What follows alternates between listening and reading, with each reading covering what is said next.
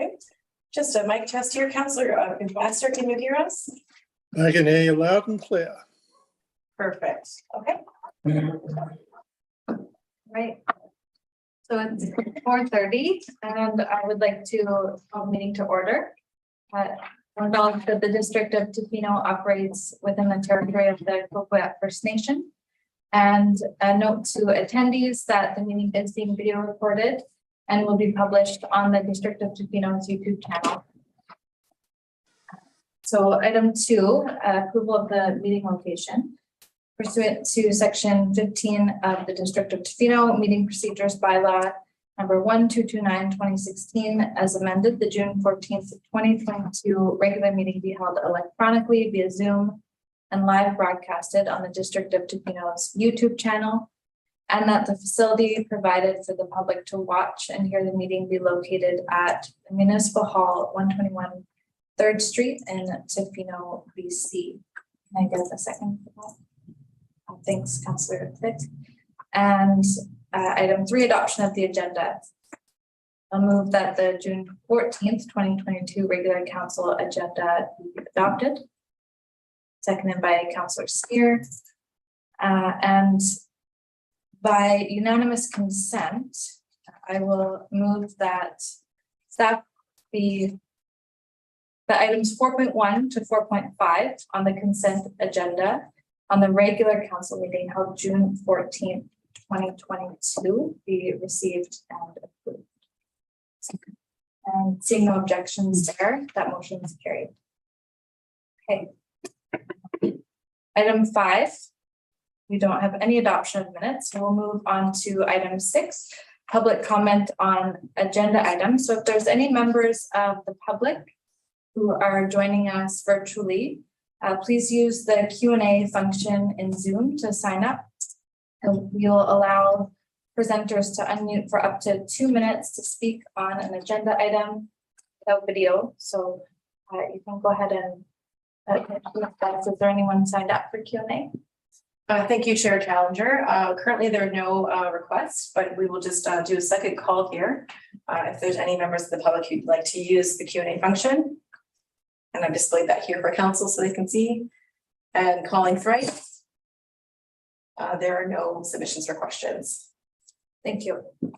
Okay, moving on to item 7, the mayor's report.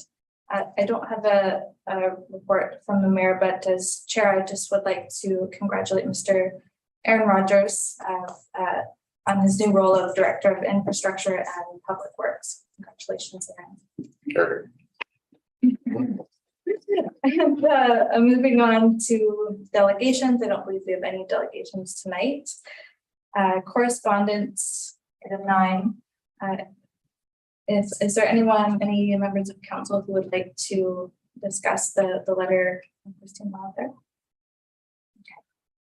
Well, I'll thank Christine Lowther for sending that in. Definitely some interesting things to note for future development. Thank you. And moving on to item 10, presentations and reports. 10.1, we have a report from Mr. Thick on zoning amendment bylaw number 1320, 2022 565 Campbell Street. And I just just wait for him to arrive. Yeah. Hello, Mayor Council. Or Acting Mayor Council. Sorry, I wasn't sure. That's okay. I was supposed to come. I apologize for the delay. No problem. I think we have here's a presentation to share. Hello, Mr. Thick. If you could just test your clicker to see if it's working. I Perfect. think we're good to go. Thank you very much. Hello, Mayor and Council. I have a brief presentation. This one is related to the zoning amendment for 565 Campbell Street. The application was received on March 18th of 2022. Permission to proceed was granted on April 26th of 2022. So it was quite recent. We're trying to move this one along as it's in line with a lot of our policies and also provides some affordable housing for the community that has been considered kind of since the inception of the project. And since permission to proceed, a bylaw has been drafted that will facilitate the development. So not just the construction of the units, but also the subdivision of the parcel from the rest of the property. And the applicant has provided a response to some of council's initial comments at the permission to proceed stage. So the location of the property, this is 565 Campbell Street. The main frontage is actually along Gibson Street at this point. The area of the property that is considered for this development is kind of the western portion that runs on Gibson Street, outlined in the red dashed line on this particular image. The proposals for 20 units of townhome style residences in that western portion of the property. There's currently no change to the remainder of the property that's being proposed, though staff understand that in the coming years, the rest of the property may also be developed. The units are fronting on Gibson Street with parking located in the rear of the structure. And at this point, staff expect 4 affordable units through the development. These will be 2 studio units and 2 bedroom units. So this is an image that council has already seen. This is still the latest update from the applicant, but it does show kind of the rough model of what the proposal or what the proposed development will eventually look like should it be approved and built out. So the project is largely aligned with the vision to action, the official community plan, housing needs assessment, other relevant guiding documents. One thing that is worth noting is that some clearing of the site will be required in association with the developments. There aren't any environmental development permit areas that impact the property, though there is a stream that serves as kind of an informal drainage that leads to a pond that I believe was kind of created as a man-made pond. However, there may be some relevant, not just drainage concerns, but also environmental concerns associated with the area. It's highly unlikely there are any fish in there, but there may be some other riparian values that are worth consideration during the course of this development. We did receive a phone call from Mr. Ken Gibson, who owns the property adjacent, and he noted that some decades ago, it was him that actually filled in the original wetland that was there and kind of created the stream as in its current iteration. So there may still be some relevant environmental considerations that are worth investigating through this proposal. 4 units of affordable housing are currently proposed for the project. These would be price restricted sales managed by the THC under their current policies. So staff's understanding is that the units would all be substrata subdivided, so they would not be rented, they would be owned individually. And the other units would be for market sale, but the size and location do generally match up with relevant recommendations from various guiding documents. And so it's staff's opinion that even the market aspects of this particular development will likely be available to existing community members. So a few general planning comments. The location seems to be quite appropriate for this type of development. It is quite a dense development by Tofino standards. However, it is quite near to the school, parks, other amenities, the downtown area for employment opportunities. Inclusion of bicycle facilities is very appropriate, as been noted by council during the initial consideration of the application. These have been considered by the applicants, and it is likely that they will be incorporated in future designs. It's worth noting that staff have spoken to the applicant and they intend to provide sort of updated full color renderings as well as full landscape designs prior to second reading. The housing form and size, again, I just kind of mentioned this, but it seems to be appropriate based on the policy in the site. However, design considerations should be addressed through rezoning. When we talk about design considerations at this stage, kind of what we're talking about is this appropriate for this height, this type of housing, multifamily housing, or would it be better to see slightly less density, slightly lower, those kinds of things. Currently, staff are in support of the proposed design, and the applicant has heard many of the design comments that council made during consideration permission to proceed, and is working on some updated, more detailed designs that will be available prior to second. Access is proposed from Gibson Street. Parking will be at 1 stall per unit. Staff are in support of this proposed parking ratio. A traffic impact assessment may be requested prior to second reading. Currently, staff are not very concerned about this. However, following a referral to District Engineering Services, we may be looking at requiring a little bit more information around this. The OCP does acknowledge that for these types of developments, things like green spaces, urban agriculture are important. So this is something that staff have brought up with the applicant, and will continue to work with them as they find some plans and provide some more detail. Pedestrian access is an important consideration. So there is, within the MMTP, there's a provision that kind of outlines a desire for connection between Gibson Street and Cyper through this property. So it may be appropriate to request a statutory right-of-way that connects the cul-de-sac at the end of Cyper with Gibson Street, just to kind of, there's already some informal trails through there, but just to continue those kind of desired lines. And then access to the existing boulevard, which is on the other side of Gibson. So maybe a crosswalk or something like that may be appropriate here. It's also kind of worth considering the larger context of adding more density to this area and more pedestrian activity, particularly along 4th Street between Gibson and Campbell. There's a lot of parking and pedestrian traffic through there. Currently, that's not well organized or particularly safe. And so while it may not be something that can be attributed directly to this development, it's worth keeping in mind and maybe an appropriate place for a capital project in the future, or through the future development of the property, maybe a contribution to upgrading that particular area as well. Servicing, I mentioned this permission received, but we'll be looking for a servicing brief prior to second reading. We do have some updated approaches to water modeling, which is helpful. It helps us understand our water distribution system. So we'll be looking for the applicant to go through our water modeling process to better understand how our distribution system may or may not be able to service things currently. Community amenity contribution, as noted, the affordable housing units have been considered. The memorandum of understanding has not yet been signed, but staff will likely not be bringing this back forward for consideration of second reading until we have that MOU signed and available to be made public. There is still some fine legal points that are being gone over by lawyers. And the one other thing that's worth noting is the parking area actually is quite close to some of the properties that currently are accessed off Cyper. So some sort of fencing or landscaping there would be appropriate, especially as cars start pulling in, maybe later at night with headlights shining straight into those houses. So that's another landscaping consideration that staff are going to work with the applicant.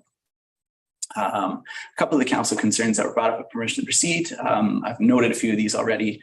However, full color renderings, landscape plans will be available prior to second reading. Staff are hoping to have them prior to the open house, which is planned should first reading be successful today. Exterior storage space is proposed for each unit. Exterior rain protection elements will be incorporated into the designs. The design will avoid repetition as much as is feasible in order to kind of create a little bit of a broken up wall there to avoid the sense of one kind of long straight wall along that stretch of the road. Landscaping in front will also likely help with that. And then the idea of a green space and parklet, which I believe Mayor Law brought up and was supported by other members of council, will continue to be discussed with the goal of including it in these landscape plans, just to provide a bit of a staging area for families to leave kids as they're getting groceries out of the car, those kinds of things. The existing stream, pond, and associated drainage patterns will be protected by a covenant or similar legal agreement. This has been discussed with the applicant. At this point, it's in their best interest to kind of maintain that drainage as well.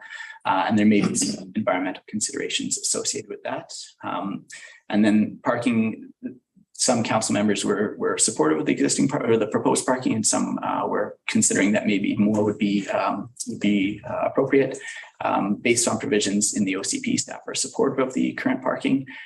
However, if more parking is desired by council, if this is a real sticking point for the project, it may be possible to provide more parking, but that would likely result in a reduction of the total proposed units, including the total proposed affordable units.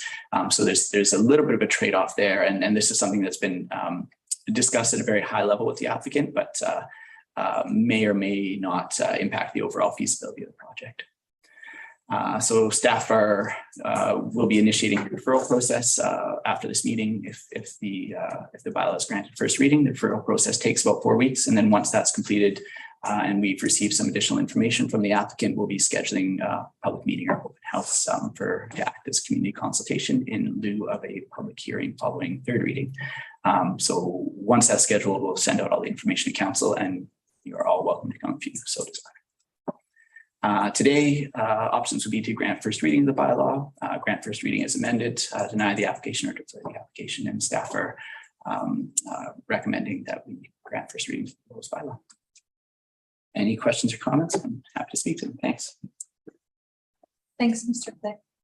So open to discussion or first questions from Mr. Thick. Yeah, go ahead, Mr. I think and I'll just check in. Thank you. This is, and I'll save my comments for the discussion part. One of the interesting things is this is a gold standard proposal, in my opinion, but we had talked about the multi transportation plan and how significant a document that is, and I think it may be somewhat overlooked in many of the development cases. And you brought up the fact of creating that good pedestrian walkway through 4th Street, and I'm wondering if in those conversations with the proponent, we had a quick discussion about this. And in the larger context of that corridor, because we are going to be adding quite a bit of density in that area. I don't know the process for either having it as part of an amenity or in the discussions, how we elevate that to the capital project stage, so that it runs parallel with that development, so that 5 years later we're talking about putting those sidewalks in or whatever it may be up 4th Street. I'm not sure if you can answer that, but if is there a way to either expedite that process or to have it somehow incorporated with the same timeframes with its development? I see the architect of the MMTP sitting over there. I know he's a slightly different role now. I can speak to what I know, and perhaps Mr. Rogers might want to add to that. But typically, when we look for frontage improvements, we actually have those under our subdivision and development control bylaw. And so the Director of Infrastructure and Public Works, now Mr. Rogers, has the ability to require those at either building permit stage or subdivision stage. So this application will require both the subdivision and a building permit. And we actually have the right through that bylaw to request frontage improvements as kind of necessary. There's a little bit of leeway that the director has because sometimes frontage improvements aren't really necessary or they're not really required, and sometimes they are. There is a provision as well for offsite improvements that may be related directly to the development. I don't know if this is exercised regularly, if at all, but it may be part of an ongoing discussion with the applicants. But typically, and the other side of it is through rezoning, those can be secured through a community amenity contribution, even prior to subdivision or building permit. But usually a subdivision or building permit, that's when they were required if they haven't already been agreed to in some other fashion. Is there anything you'd like to add?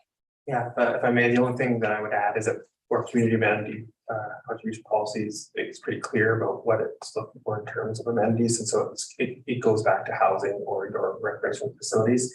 And it's not to say that we can't have this conversation outside of that, but it'd have to be a direction from council saying, we decline or we want to change the housing thing to obtain an amenity in this way. And then to Mr. Thick's point, we can add for extended services, like through their subdivision development bylaw, but we haven't done so historically, and not for an application like this. So that's generally used if someone's building a subdivision on the far side of someone else's property, and they have to do extended services. I think I understand the need for this and a potential contribution, but I'd be concerned about losing housing amenity because of that. I think that we're planning to do some work up 4th Street in terms of some water mains in the next year or two. And the idea of being able to piggyback a capital project around might be a better idea. That's what I was hoping to hear. That yeah, okay. And just if I could follow up, it's related to the same thing. The corridor through Cyper Crescent and everything. There is no sidewalks or anything within that crescent area as well. So as part of that conversation, if we're talking about another axeway through there, once again, pedestrian friendly. It's not very pedestrian friendly in there, and connecting out onto Campbell as well. So if those conversations are going to be happening, obviously that 4th Street corridor is incredibly important. And if we are looking at that access through Cyper for pedestrian traffic, that conversation once again to be brought forward. So I think it was answered there, but thank you. So I see Councillor McMaster has his hand up there. Go ahead. Yeah, Peter, I think we know there's a lot of water on the property, and that water's going to have to go somewhere when there's a development. Who's responsible if it causes further damage down slope or anything like that? Well, at this point, this would be something that we're looking to understand a little bit better. And so it may require a bit of work from myself, as well as working with some of the public works employees to actually chase down exactly where that drainage goes to and where it kind of flows to. In general, when it comes to subdivision development, the goal is that any drainage that comes onto the property and then flows off, there's no change in the overall amount of drainage between the pre-development state and the post-development state. So any additional drainage that would be created by this particular development would have to be managed by that development. And so this is why often we'll see various storm drains or detaining tanks or these kinds of things on particular properties to better manage that stormwater. And this would be probably something that we would be looking for a little bit of information for with regards to the servicing brief that I noted. So the servicing brief should address, sewer flows and water requirements, but it should also address stormwater management. And that's going to be a big part of this development, as you've noted, and particularly the existing stream serves as stormwater management for a lot of the upland properties as well. So we would like to, the answer to the question is that we'd like to incorporate that within our servicing brief, which will then be incorporated within some sort of a development agreement. But at the end of the day, the onus will be on the developer to ensure that there's no further damage downstream as a result of additional drainage related to the development. Okay, thank you. Councillor Thick. Yeah, I just had a couple of questions in relation to the density and particularly the height. And I guess I have some concerns when I see the drawings in more detail of, this 40-foot kind of wall that seems so close to the road. And I'm just wondering why we need to have that. It's 34 foot now, and we're saying that we're going to go another 6. Is it because we need to accommodate the lower unit that the height is projected to be so high in this development? Yeah, that's my understanding. The design that the applicants put together is it's kind of laid out the 2-story, 2-bedroom unit above and the 1-bedroom unit, which is a 1-story unit below. And I think to fit that design in, that's the height that's required. So I mean, I kind of thought that in my mind, but the other thing that I think about is just a little bit like when the post office first went in, it's right out there on the street. And I'm just wondering about the trees, and I see there's drawings with trees, but is there going to be actually room for trees to buffer that or mitigate that sort of direct 40-foot wall that will be in front of the street? And I had another question about the trees too. So will there be trees in front of the units as proposed in the drawing? That's something that the drawing has proposed, so it would probably be something that we could work into a development agreement. I'm kind of hesitant to comment on it for a couple of reasons. One, because we don't actually have any development permit guidelines for that area, and so we have no kind of policy that directs staff as to how to comment on design, which can tend to be a bit of a subjective matter. And then we're also waiting on some updated landscaping drawings from the applicant, and it might be easier to kind of comment on that at that point. Though one of the things that has become a little bit more common, something that we did with a recent development at the Tla-o-qui-aht Biosphere Trust rezoning at Olson Road there, was to require a development agreement that kind of requires them to build it as they proposed it. So in the absence of a development permit, this is a useful tool that we have to ensure that landscaping provisions are followed and the overall design is kept true to what's being presented to council at this point. And then furthermore on the tree question, if I may, that just when I was going by there today, I noticed some really tall trees, and that's going to really impact that sort of what is right now very softly landscaped.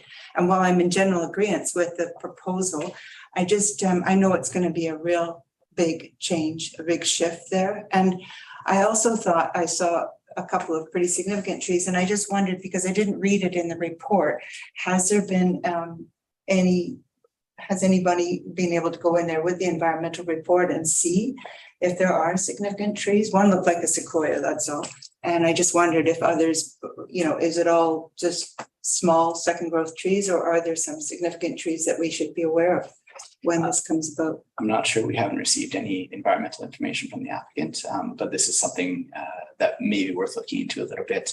I think the challenge with this particular site is the depth of the site makes it to incorporate the parking as well as the drainage stream, as well as the unit, as well as a little bit of a setback. It becomes fairly tight. And so I think that's currently the plan is to clear most of the trees that are existing there. However, it is relevant that there may be some wildlife habitat in that particular area that, if not protected by us, may be protected by provincial policy and guidelines. So this is something that we're going to kind of work with the applicant between first and second reading to see what information we can find and come up with to try to address some of those concerns. There's also a note from one of the neighboring property owners gave me a call and noted a similar concern. So it is something that's that we're taking into consideration. Yeah, I just wanted to mention that because I thought I didn't see it on the first couple of times that I went, and then I noticed it and I thought, I wondered if that's because in other applications we do look at possible significant trees, as we did at the end of Campbell and other places. So, and the only other concern I have is parking, and we can bring that up in our own discussion. But I do find 20 stalls, while the staff agree that that's a good number, I find it right now it's being used really, that street is being used, I think, as an overflow from Gibson Heights. And then if we add 20 units, where do the guests park?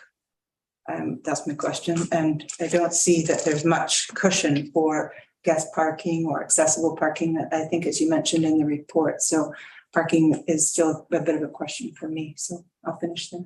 Thanks. Did you want to have that question asked? Well, I mean, I think that's what the staff have agreed on, and you're proposing to council. Do we agree on the 20 units? So perhaps it's maybe not a question for staff as much as it's a discussion between the council. Is that a 20 is what? Is there anything further that we should know about that? Yeah, through the chair, I'm happy to kind of comment on why staff are in support. There's a couple of reasons. There's several policies within the OCP that outline a desire for reduced parking standards for multifamily developments within the sort of downtown core village area, as well as potential reduced parking standards for developments that include affordable housing. And the standards that are referred to there are the standards that currently exist in the zoning bylaw for multifamily developments.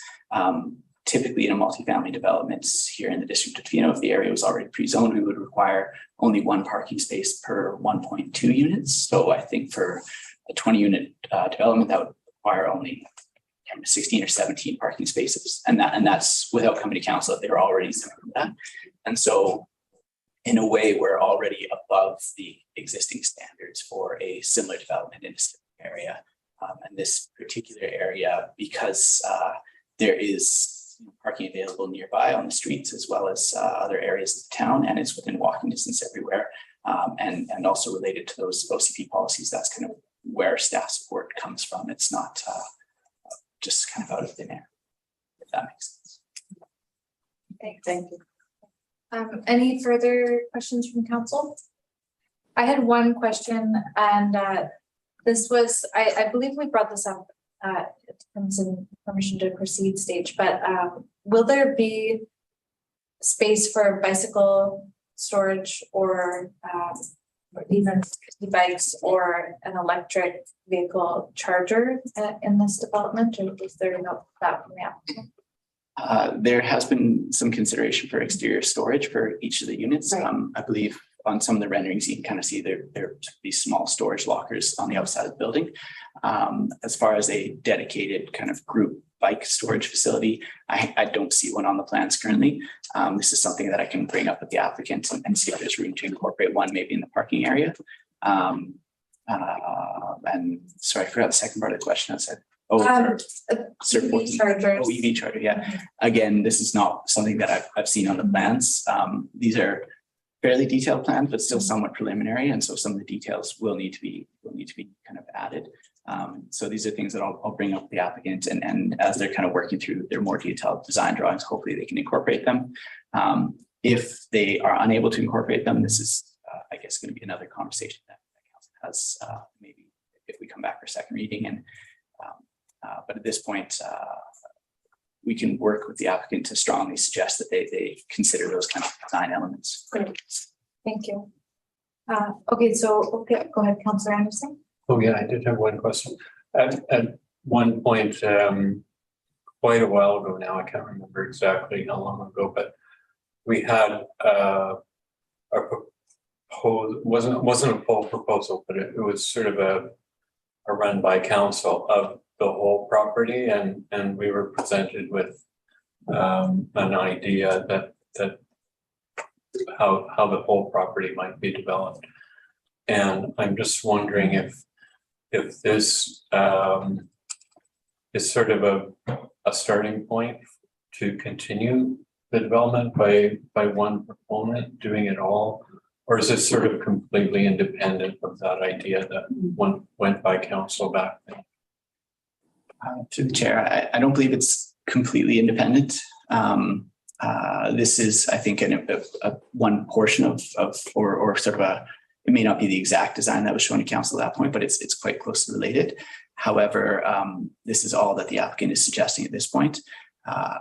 I believe that the applicant may be interested in developing the rest of the property at a later date, maybe in the coming years. But those would be separate rezonings that would come before council, and council would kind of address them at that point and see if it was still something that's supportable at that point, given the wherever the community's at. I don't mind considering this on its own and for its own merits. I'm just sort of wondering if we'll see the more willingness by the proponent to develop, according to the OCP and the B2A, and as the other parts may come forward to council. So that's all. Certainly, I think any future rezonings will, of course, be evaluated at whatever relevant policy is at that point. Thanks. Okay, if there's no further questions for Mr. Thick, I'll open it up if there's any comments that council would like to make.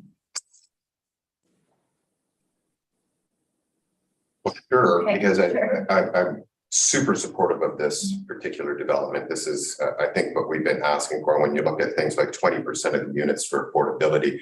When you look at the density in the downtown cores where we're looking at, it's ticking off almost every box. I don't think we've had, this is in our term on council, I don't think we've had a proposal such as this that's ticking off almost every single box. So I'm very highly supportive, and the issues around, and I do hear them around parking, for et cetera, but I always go back to the adage for myself, I'd rather park people than cars. And so if I have a choice between losing a unit or providing a space for a car, I will always defer to putting a shelter over a human than a car. So that I'm not too concerned by the parking issue. I think that's been brought up in terms of the meeting, what has necessarily been required. We could ask for more, but I don't think it's necessary. So those don't concern me. They're, the physical nature of the building, does pose some issues, but we haven't seen any of the drawings. So I'm waiting for that, and I think it sounds like we have a proponent that is very willing to have conversation. That seems so. I'm very supportive of this, and when everyone's discussion is done, I would be happy to make the recommendation. Great. Yeah, Councilor Chalmers. I'm also supportive. I think I was one of the ones that spoke quite a bit to parking, but I do understand staff's point, and I concur with Councilor Steer, and that the worry of losing housing would concern me as well, units. So I am interested in learning a lot more about all the things that staff has identified that they're kind of fleshing out. I think everybody's on the same, or I'm on the same page there with those. So I'm also very happy to move forward. Councilor Anderson. Yeah, I would echo the same feelings. I'm happy to see so much of our OCP and our B2A and housing needs assessment, etc., paid attention to by the developer. I'm not concerned about parking. I'm happy with that. I believe it's about the same parking ratio as the gateway, and that's working out at times, not perfectly, but it has worked out. I think we're moving into a future where alternative transportation will be more and more considered car sharing, and other forms of transportation. We're moving towards more public transportation on the West Coast. And by building more parking, we're only encouraging more cars. So that's the right direction in my consideration. And also the height considerations that relates to the density of the project. And I believe that this kind of density in the right place in the downtown where people can access most of the services are close by to this, encouraging again less driving, and it's the right place for density. I think we want most of our people living or whatever, our development move for residential moving towards the downtown core. It keeps other parts that are more rural and more forested from being developed by sprawling development such as single family dwellings. So that's why I'm supporting.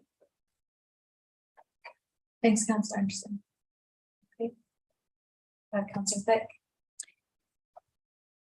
Yeah, I understand a little bit more about the parking. I'm not completely sold yet, but I'm understanding what others are saying and what staff are saying. I am very supportive of this development agreement because I think we haven't had a water report yet. We don't know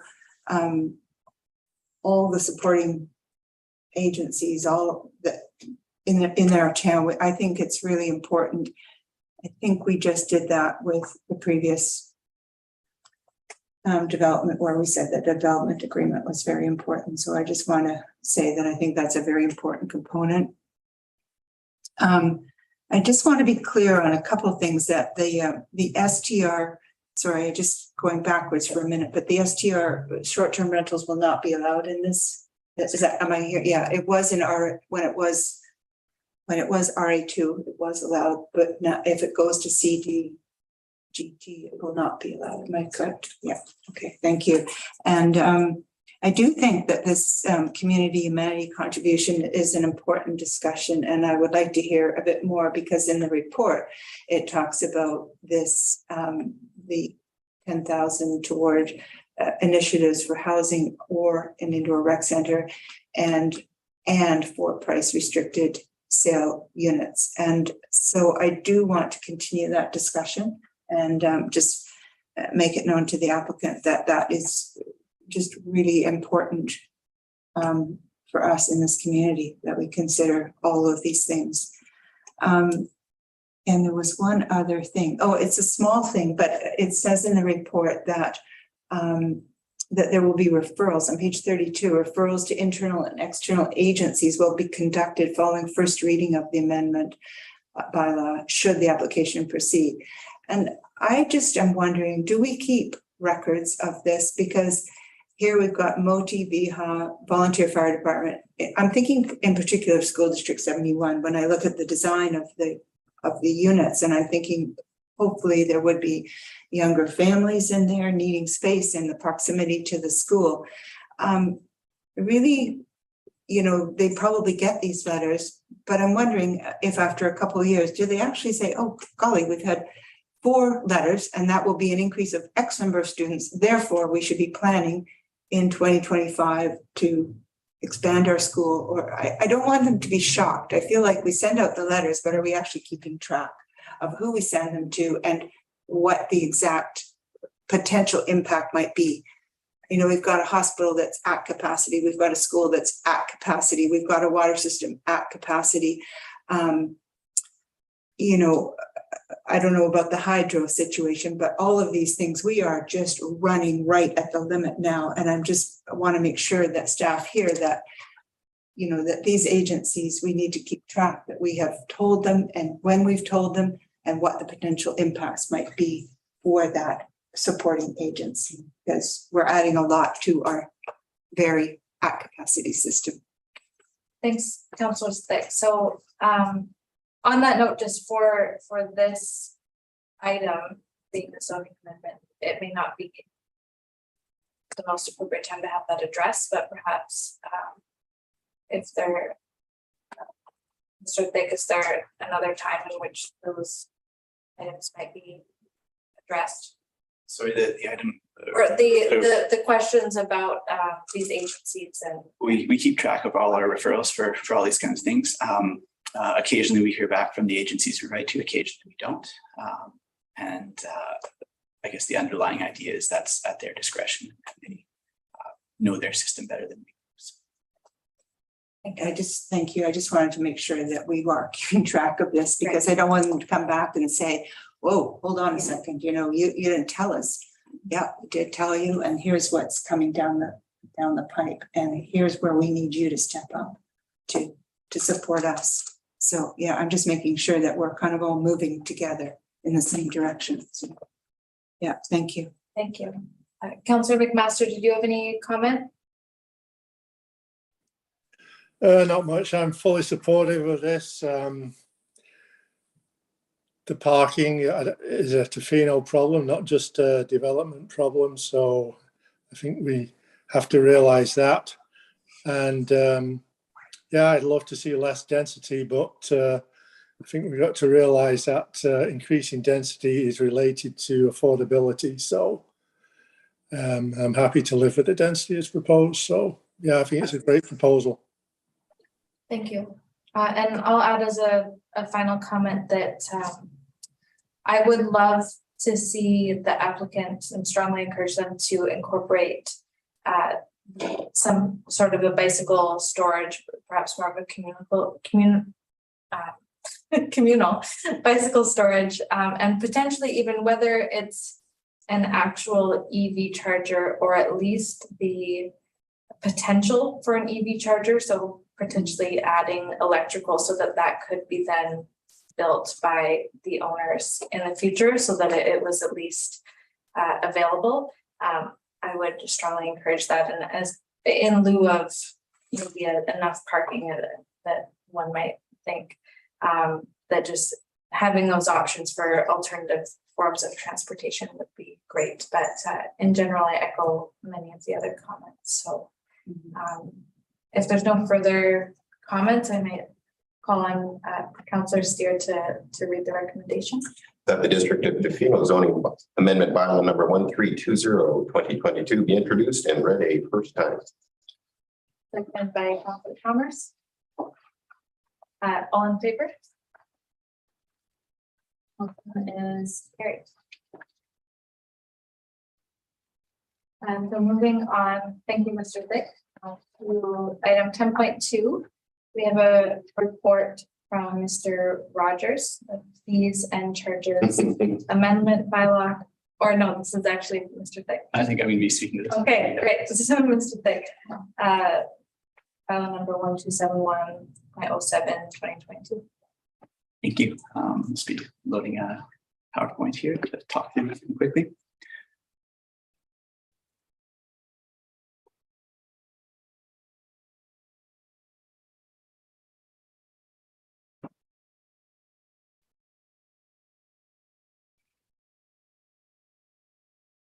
Okay, so as the large text on the screen notes, this presentation is related to the fees and charges bylaw update. So quick background, basically where staff are proposing an amendment to the existing fees and charges bylaw to address a couple of inconsistencies through the bylaw. There's a few kind of aspects to the amendments. One would be to address there's a gap in the zoning amendment application fees for properties between 0.4 and 2 hectares. This has been an existing issue since the inception of the bylaw, and it was just something that was overlooked in the initial drafting. It's caused a little bit of confusion when somebody wants to come in and apply for a zoning amendment for a property that's say 0.8 hectares. There's actually no set fee for that, and so it's hard to know what to charge for that. And then as was noted in the previous presentation, we do have some updated water modeling capacity, and so this would be in addition to ensure that fees are recuperated for any charges associated with that. And then a few language updates that will hopefully improve the overall clarity. So the zoning amendment application fee thing that I noted was basically we would change, currently the language says, there's a tier for zoning amendment application fees for properties to 0.4 hectares. And then the next tier talks about properties smaller than 0.4 hectares. And then the next tier talks about properties greater than 2 hectares in size. So there's this kind of unnamed gap. And what we'll be doing is just changing the language. So the first tier includes all properties up to 2 hectares in size. The water modeling amendments, we essentially now have the ability to work with one of our engineering consulting firms we fill out basically 2 pages, or an applicant fills out 2 pages, provides us with the information related to the proposed development, and then we can fire it off to the consulting engineers, and they're able to run it through their existing model, which is a proprietary model, and then run on their software. And they can provide us information about how it will impact our water distribution system and any recommendations for upgrades that may be associated with the developments. There's a cost that's going to be incurred every time we do that. And we just want to make sure that we have the ability to charge that cost back to the applicant. Public hearing fee is noted in there. Typically, we charge that for a public notification fee. Why we have the public hearing fee is to basically pay for the newspaper ads and the mail out process that is associated with every sort of public hearing, whether it's held or not held. These public notifications are not limited to public hearings, though they're often associated with development variance permits or temporary use permits. So there's been a little bit of confusion with front office staff as well as some applicants when paying for different applications as to whether or not that should be charged. So we just want to make sure that the language is clear that this is not just for public hearings, but it's really the public notification associated with the hearing or associated with the application. And then we would actually add for each application that is subject to the public notification fee, we would add just in brackets that, the public notification fee applies here. So you have the base application fee, but then you have the notification fee on top for particular applications.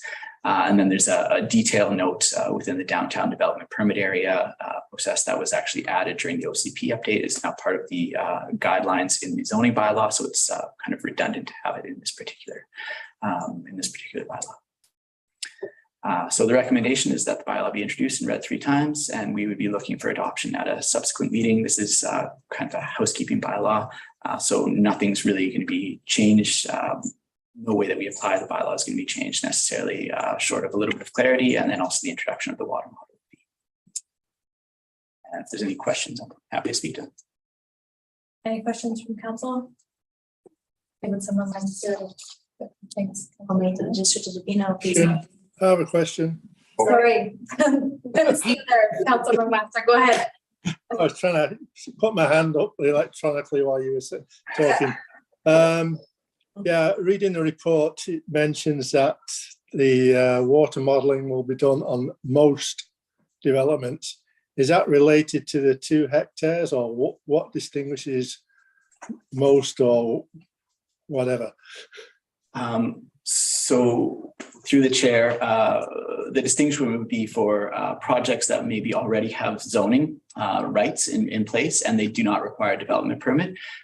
So for example, the development of a single family home or potentially a duplex, any significant development that requires a rezoning or a development permit where we're adding more than 2 or 3 units of housing or whatever it is, 2 or 3 commercial units onto a property, we would likely be looking for this information as our engineering services has started to kind of really try to push us in that direction as opposed to getting too far ahead of ourselves with granting development rights. Okay, and then secondly, just a comment, because I'm not going to oppose this at all. It's just that I think it would have been made more sense for council to have actually seen the water report, which we've been hearing for about the past 3 months. It's due in 2 weeks, before we went to passing a water modelling bylaw. That's just a comment. Thank you. Thanks, Councilor Master. Okay, Councilor Chalmers. I'll move that the District of Tofino fees and charges amendment bylaw number 1271.07 2022 be introduced and read a first, second, and third time. Second. Seconded by Councilor Anderson. All in favor? None opposed, motion is carried. Moving on to item 10.3, We have permission to proceed for zoning amendment, housekeeping bylaw, and another report from Mr. Pick. Thank you. I have another short presentation here as well to share. So this is just a permission to proceed. There's no bylaw that's been drafted, but this is kind of a proposal that's coming forward from staff for a similar housekeeping amendment as the one that was just discussed. However, this one would impact the zoning bylaw.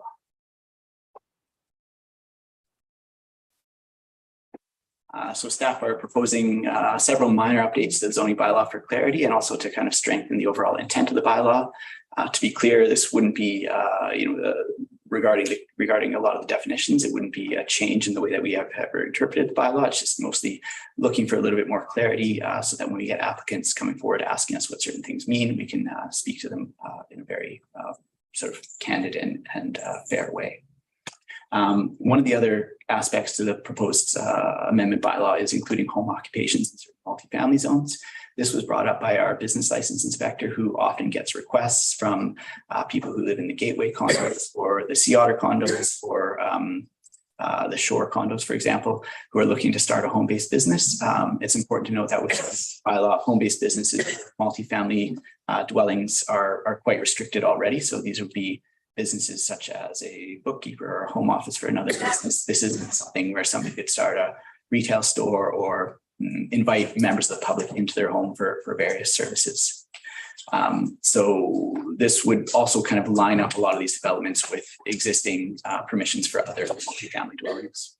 We'd also be looking to clarify coverage, single family dwelling, parking required for short-term rental operations, and then we would be looking to update some numbering and title inconsistencies noted during a recent consolidation. So there's limited policy relevance to this housekeeping update. It's something that's more intended for clarity as opposed to a major change to the zoning bylaw. However, there is support in both the OCP and V2A for small businesses, environmental protections that are somewhat related to some of the proposed changes, and also just in general clarity of bylaws, related documents, and communications from the district. So I already spoke to this a little bit, but adding home occupation permissions to certain multifamily zones. This may have been overlooked during the initial rezoning, and the business license inspector regularly fields calls from residents of these particular developments looking to start small businesses or become actually licensed for whatever business it is. And this is their home address, which is required for a business license. In general, staff have no issue with this. However, it should be noted that we have not discussed this with the stratas of those respective developments. So this is something that we would be doing prior to actually drafting a bylaw, just to ensure that the strata itself is behind the idea of people potentially being able to run a home-based business in these locations. We'd also be looking to clarify the required parking spots for short-term rental operations. Currently, this falls to the business license inspector as well when he's issuing a business license for a short-term rental. Typically, these are treated as commercial operations. So in line with what would be required for a resort or a hotel, one parking spot is required for each room that's being that the operation is licensed for. However, these are typically businesses that happen on residential properties. So there's a little bit of confusion sometimes that comes up because it's a residential business, but it's operating as a commercial business. And for clarity's sake, it would be useful to just add a line that says for short-term rental operations, one parking space shall be required for every unit of or every bedroom that's being licensed for this particular operation. The coverage definition is a little bit confusing. Currently, there are two coverage definitions. One is lot coverage and one is just coverage.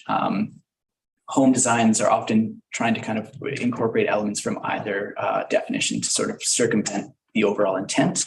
And so these often include sort of strange cantilevered foundations and other things like that, which often really impact neighboring properties, often impact the application of coverage maximums in the zoning bylaw, and often impact sort of community values around vegetation removal. So in order to just make it clear, again, staff have been fairly consistent in interpreting the bylaw, but in order to make it clear, we'd like to get rid of the coverage definition, which really only applies to one particular spot in the zoning bylaw, and instead change the overall lot coverage definition to kind of include what would be basically the shadow area of any building that's cast. So it would avoid kind of highly engineered sort of podium foundations or highly cantilevered second stories that would potentially impact the enjoyment of neighboring properties and be more in line with kind of community values of privacy on larger properties, as well as a lack of vegetation. Single family dwelling definition as well. So currently a single family dwelling doesn't have any limits to size, number of rooms, or any other aspects outside of the standard zoning controls. So these are things like coverage and setbacks and height. Staff are recommending that we kind of match other residential dwelling definitions. So this would be for 2-family dwellings or multifamily dwellings by adding family to the existing definition. This will allow up to 5 unrelated people to live in any dwelling, but it will avoid these kind of large staff accommodation buildings that staff have been sometimes fielding applications for that are being considered as single family dwellings. I think this is a kind of an important one for council to understand. Again, this is not a change in the way that staff have been interpreting the zoning bylaw. However, it is a little bit more clear. Occasionally we will get building permit applications for very large structures that are labeled single family dwellings, but maybe have, you know, tens or more rooms in them that are clearly going to be used for staff accommodation purposes. And staff are very supportive of staff accommodations. However, we already have those defined in the zoning bylaw. They're permitted in particular zones. And in an effort to avoid existing neighborhoods being further compromised by either short-term rentals or these large staff accommodation structures, staff are kind of proposing that single-family dwelling kind of maintain its idea or the intent of a kind of a smaller single-family dwelling that's typically intended for a family to live in, but of course is, you know, welcome for up to 5 unrelated people to live in the dwelling as well. Staff don't feel that this will compromise any of the existing houses that are currently within the town that are used as staff accommodations primarily, but it will prevent future houses in zones that are usually zoned for just single family dwelling being built as large as possible through any design loopholes and to kind of act primarily just as staff accommodations. And numbering title inconsistencies, this is a fairly small one, but Schedule O has been used twice. It was noted during a recent zoning bylaw consolidation process by corporate services in their infinite patience and wisdom. And so we would like to change one of the schedules to not be 41O and have one remain as 41O and the other will become, I'm not sure, whatever the next letter is that's available. So staff don't recommend that a public hearing be held for this zoning bylaw. It's consistent with the OCP.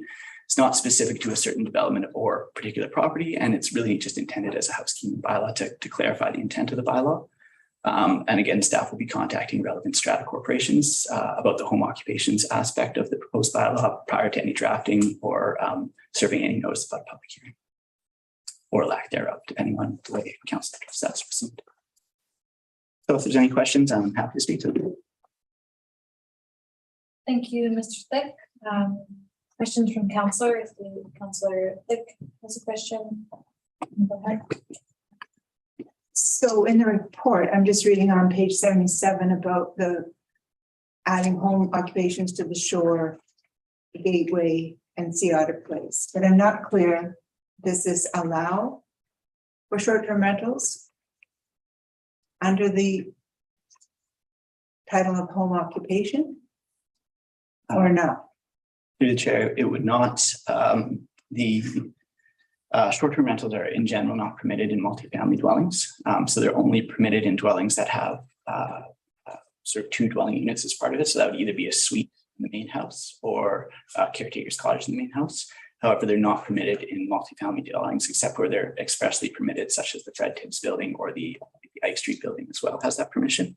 But outside of that, home occupations are quite limited when it comes to multifamily buildings. So they would be limited to primarily home offices is what they would be there. And they would also be able to serve as a permanent address for business that seeks to operate in town.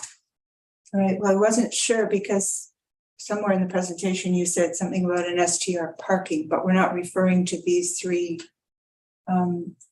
CD zones?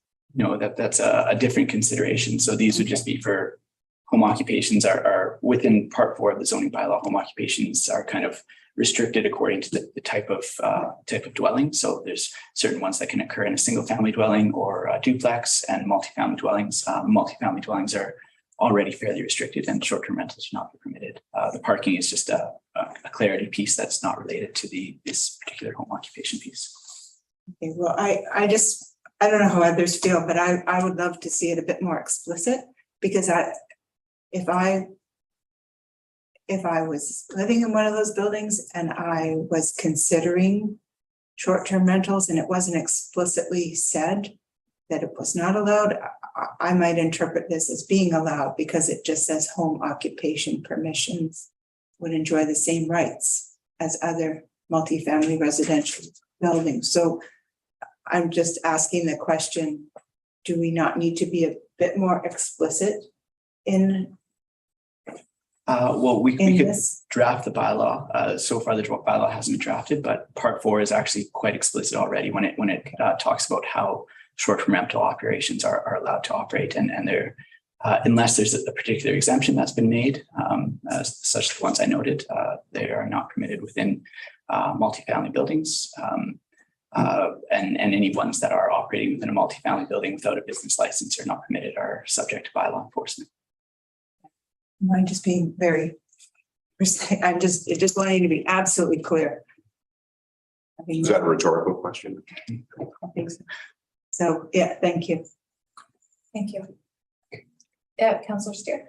Yeah, just a quick question on it's on the lot coverage and the shadow aspect, and I understand the intent of it, the pedestal cantilever, thanks for the diagram there. I just had a question in terms of balconies. So if you had, say, for example, a second story, and it may have been in there and I may have missed it, but say, for example, a second story balcony that extends out and over, is that in that shadow zone and would be considered part of the lot coverage in those calculations? Well, we don't really have an official definition drafted, as we haven't written the bylaw yet, but I did provide kind of a draft definition, if you will, in the actual in the report, pardon me. And there's a kind of a list of exemptions. So all cantilevered projections, excluding balconies or uncovered decks or bay windows or cornices, eaves, gutter, these kind of things. Right. So there will be a list of exemptions for things that would probably not really impact the overall massing of the house. I obviously missed that. Thank you, Peter. Mary Law, welcome. And you have a question? Thanks. I thought I would just say that I'm here, and actually I had a point about this very topic, so I might as well jump in just with a question. And thanks for putting up with me jumping in here, Mr. Thick.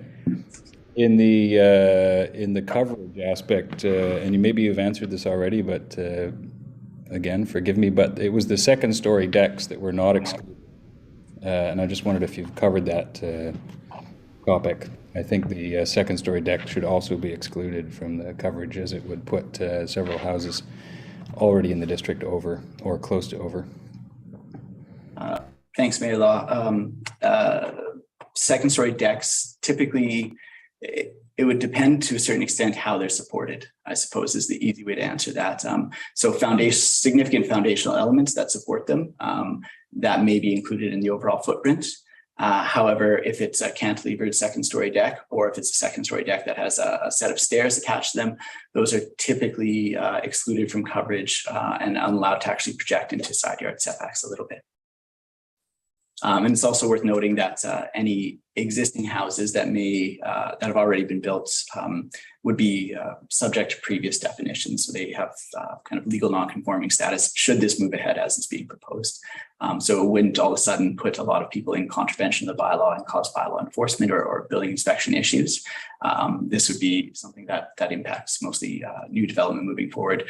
One of the reasons that staff have kind of brought this up is that we're often getting historically, I suppose, when these bylaws initially drafted, pardon me, and the definitions were first made up, it was quite common for standard foundations and foundation walls to kind of match the exterior of the house. What we're seeing a lot more now is people kind of having pedestal style foundations or foundations on sonotube or similar screw piles, which are often inset from the outside of the house, and the designer is typically measuring just the footprint measured to the foundation down there, where we typically would measure it to the exterior of the first story. But there's just been a little bit of confusion around the two different definitions. That's why coming forth now. Thanks. Any other questions from council? Okay.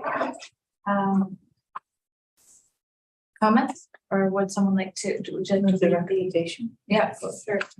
Permission to proceed be granted for the preparation of the bylaw for the updates described in the report titled zoning bylaw housekeeping update dash permission to proceed dated June 14th, 2022, and that no public hearing be held in association with the proposed bylaw. Seconded by Councillor Steer. All in favor? Okay, now proposed motions. I'd like to request a 2-minute break. Sure. We'll be back in 2 minutes. So that will be at 5:30.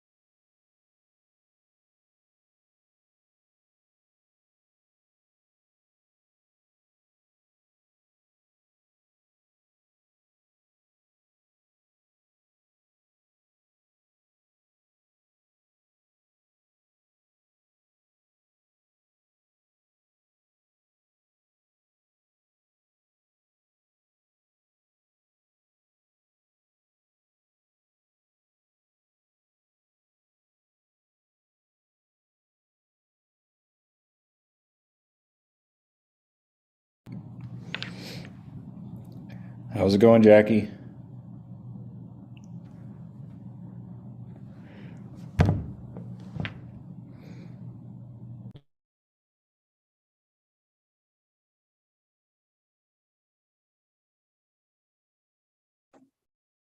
Okay, can you hear us? Okay.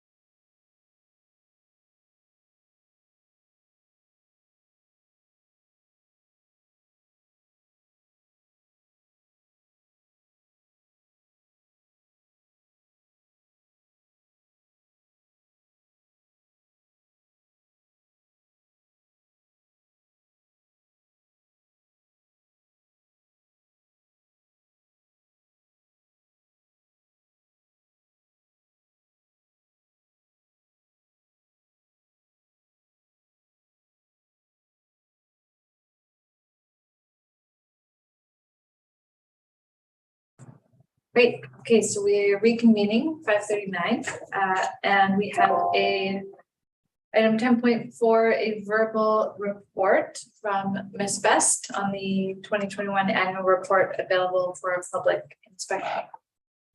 Thank you, Chair Challenger. Just letting council know that the District of Tofino's 2021, which is all of last year, the annual municipal report is now available for public inspection here in person at Municipal Hall or online at tofino.ca/reports-plans. Or if you'll notice in the Westerly tomorrow, there is a QR code. So members of the public can just scan the QR code and have access to the full municipal report. The annual municipal report contains information and highlights from the 2021 year, including, but not limited to, a report of municipal services and operations, audited financial statements, a list of property tax exemptions, and a report on progress towards the 2021 objectives, as well as comparative to the existing strategic plan of council. And the council will then be asked to consider and approve the annual report on the June 28th council meeting. And so this period of time is allowing the public to inspect, submit comments, questions to council, and we will hear those on the 28th. Thank you, Ms. Best. And next, another report from Ms. Best on the UBCM Community Excellence Awards joint application with the District of Tofino. Thank you, Chair Challenger. This is a great good news story that two municipalities have worked together to implement single-use plastics regulations, and also being the first two municipalities in BC to do it again by implementing utensil bans for plastic single-use. So Paula Mason, who is the Acting Manager of Corporate Services, and myself have submitted an application. Part of the application is a requirement to have a resolution by council and approval. So here we are. Okay, any questions? No? All right, great, go ahead. Go ahead, Councilor Chalmers, yes. I'll move that staff of the District of Tofino and District of De-Pave be authorized to submit a joint application to the 2022 UBCM Community Excellence Awards for Sustainability for being the first two communities in BC to adopt a single-use plastic cutlery utensils regulations, along with a significant proactive compliance from both communities prior to the effective date of enforcement. Second. Seconded by Councilor Anderson. There are no further comments. All in Just favor? many thanks for doing them. I think that's really great. Yeah, yes, agreed. Okay, all in favor? None opposed, motion's carried. Thank you. All right, so moving on to bylaws for adoption, 11.1, business license bylaw number 1239, 2022. I just have a note that staff will be providing a guide or document updates to the community regarding the new business license. But I will move that District of Tofino business license regulation bylaw number 1239, 2022 be adopted. Seconded by Councilor Chalmers. Any further questions? Okay, all in favor? None opposed. The bylaw is adopted. And 11.2, 2022 election procedures amendment bylaw number 1204.02, 2022 for adoption. I'll recommend that District of Tofino 22 elections procedures amended bylaw number 1204.02, 22 be adopted. Seconded by Councilor Anderson. Thank you. If there's no further questions, then I'll call a question. All in favor? Opposed? The bylaw is adopted. Okay, and item 12, business initiated by council members. We have a verbal report from Councilor Steer. Thank you, Chair Challenger. I know Bob McPherson would love to be here right now because I have a Harbor Authority update. Probably watching somewhere, you know, but just a quick one from the Harbor Authority that our manager has resigned, and we are looking for a new manager. We put it out to all the job postings around, and that closes on the 16th. That's today. So if you know of anybody, please. In the next couple of days, get that application in. And the reason for that is because they can't find a place to live. So they bought a property and house in Nova Scotia. The AGM is going to be on the 20th, and you're all welcome, but we have a committee of the whole that day. So I will be leaving early, but it is at 5:30 at Long Beach Lodge. If you want to just run from here to there, please join us. I have a second report from the West Coast, the Wickinninish Community School Society. They too have an AGM coming up on August 23rd at 5 p.m. and that will be via Zoom. And there were grants submitted that have been successful for NTC language classes, farm to table, et cetera, et cetera. There's also a program assistant job that will be coming available, and that will be starting in the fall. So applications will be going out. The present one will be, I can't remember when their term ends, but they will be looking for someone new come the fall. And just the program planning, there's a meeting scheduled. We've been highly encouraging. This will happen in August with our district staff. Hillary will be there, TFN SD 70 to coordinate sort of the provision of services to avoid sort of the overlaps and kind of the programs that are being offered out there. So that's great that we're getting those all into alignment. And just as, you know, a side note, the DOT District of Tofino does contribute $1,000 a year for the next 5 years for the purchase of new equipment, and that is highly useful because that contribution is actually already leveraged some other funds for some of the equipment that will be coming up. So that's excellent news, and that funding is highly appreciated. And I believe that is going to. Oh yeah, and just at the last meeting, I just brought forward that the Tofino Recreation Advisory Committee, I believe is the new name, that within the membership, in terms of reference, I noted that there was the possibility for non-voting, but to highly encourage that the Wickinninish Community School be involved in those advisory committee areas, and they thought that was a good idea as well, to be joining in and to have their input in there, because they're a very active part in that type of recreational programming in our community. So that is it. Thank you, Councilor Steer. Were there any other business? It's Councilor Beck. You know, it's slightly off script, although I have spoken to Mayor Law has his hand up as well, but I had a kind of a request of council, and I just wanted to put it forward. As some of you know, or many of you know, we a lot of young people from the District of Tofino competed in the ISA World Junior Surf Championships that was held a couple of weeks ago in El Salvador.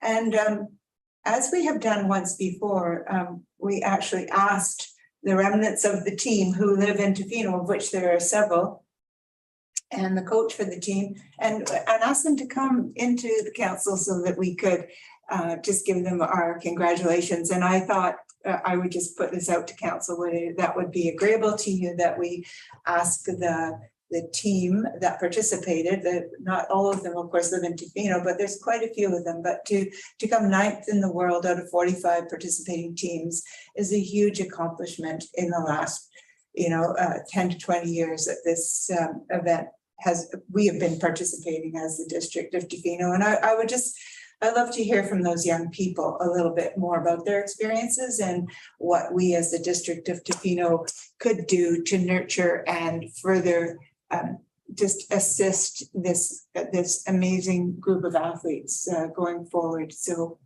I would just like to submit that we invite them to come as a delegation to the next COW meeting, which I believe would be the 28th. Or no, that's actually this Monday, which is the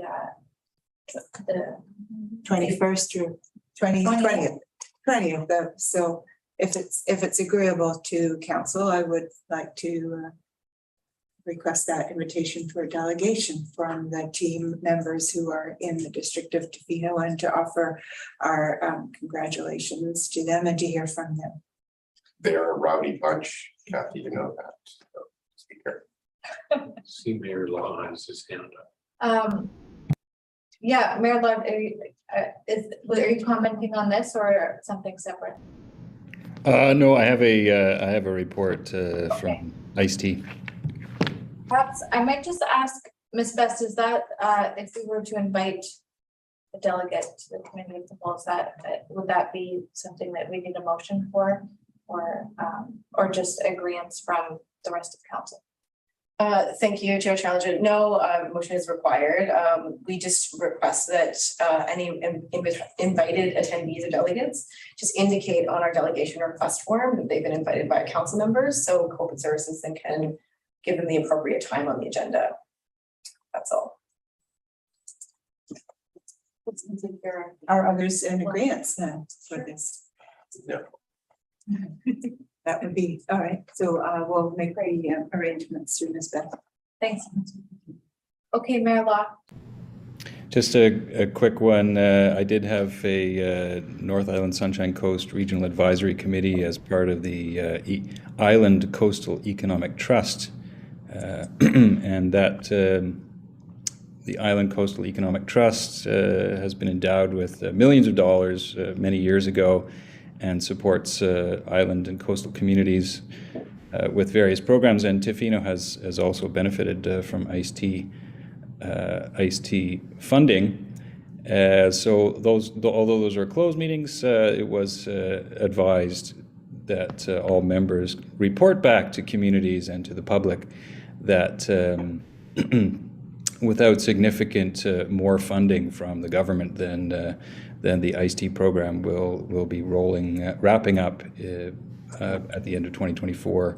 And a note that the coastal economic the economic trusts established by the province throughout BC, of them all, the Island Coastal Economic Trust has received by far the least and has the less of anybody, and we are in in the final stages of doling out all that money. So that they were asking for councils and community members to lobby the government for renewed investment into the Island Coastal Economic Trust. Sure. Yeah, Mayor Lott, just curious, is this something that would be appropriate at UBCM? It would be. It would absolutely be appropriate at UBCM, and we can discuss that. Awesome. Yeah, I know the ACRD, for example, has benefited from ICE-T contributions as well. So yeah, thank you for that. I'm surprised to hear that. Okay, thank you. So move on to question period now. So if there's any members of the public still attending on Zoom, you can use the Q&A function to sign up for questions. And this will allow you to unmute for up to 2 minutes to ask questions through the chair about an agenda item. Do you have any signed up for question period, Ms. Best? Thank you, Chair Challenger. Currently, there are no requests, but I will call a second time. We do have a few members of the public in the meeting currently. And seeing none, calling thrice. And there have been no submissions. Thanks. Okay, so item 15, we are moving to closed session. I can read. Oh, yes, Ms. Best. Thank you, Chair Challenger. If we could add another section to the closed, section 90, we would just like to add one item, and it is section G, litigation or potential litigation affecting municipality. Okay, great. So I can read the recommendation here that the meeting be closed to the public pursuant to sections 91 and 2 of the community charter to discuss matters relating to personal information about an individual who holds or is being considered for a position as an officer, employer, agent, employee relations, discussions with municipal officers and employees for respecting municipal objectives, measures, and progress reports for the purposes of preparing an annual report under section 98 annual municipal report. And this is where G would go, litigations, and sorry, I might not be able to repeat that. G, litigation or potential litigation affecting municipality. Thank you. And 2 be the consideration of information received and held in confidence relating to negotiations between the municipality and a provincial government or the federal government or both, or between a provincial government or the federal government or both and a third party. Seconded, Councillor Chalmers. All in favor? Okay, so we'll move to the closed session. And sure. Yeah.